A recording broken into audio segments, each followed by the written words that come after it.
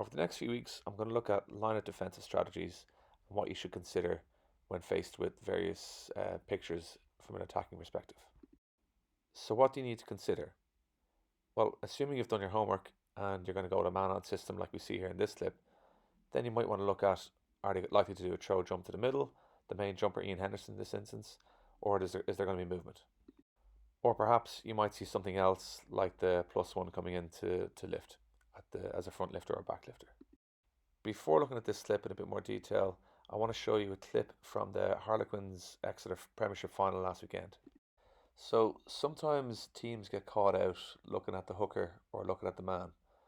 So if we watch Quins here go to an off position or an equal spacings position, we should then look at their body language, i.e. their heads. Or if they're looking for the hooker, or if they're not looking at the hooker, then there's less likely to be a throw jump that we need to worry about. And bear in mind where a throw jump is likely going to happen. It's likely to go to the front. It's more likely going to be at the middle or the back. So that means we can rule out a throw jump and focus on man watching. Now back to our clip from the Lions game last weekend. So the first thing we're looking at is, do they have a throw jump option?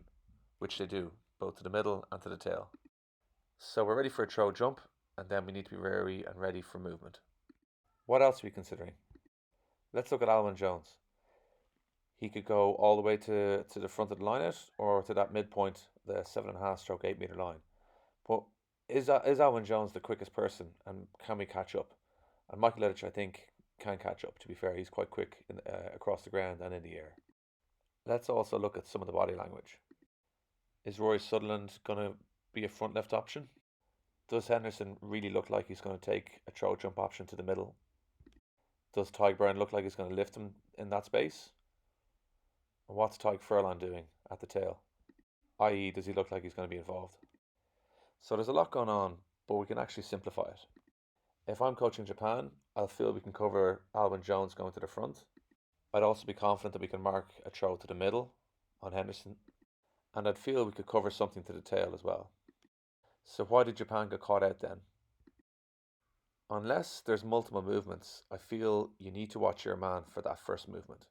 If we watch Japan 5 in the black scrum cap, he gets sold initially on Wyn Jones' movement to the front, meaning he reacts a bit slow then to get back. As it is, Japan get a little bit of pressure on. The throw wasn't necessarily on the money, but it was decent enough. The movement was good by the Lions, but that movement does enough to catch the attention of James Moore. Watch it again. You can see how his head follows him, and in that instance, Henderson turns, and it's great. It's good drill by the Lions and good speed, and they win the ball. To be fair, Japan still got good pressure in the air and nearly win the ball. So what are the options? What's the body language like? Stay in your man. Thanks for watching. If you're interested in more in-depth videos, I'll be posting more on my Patreon page in the next few weeks. Otherwise, keep an eye out across my platforms for upcoming videos and courses.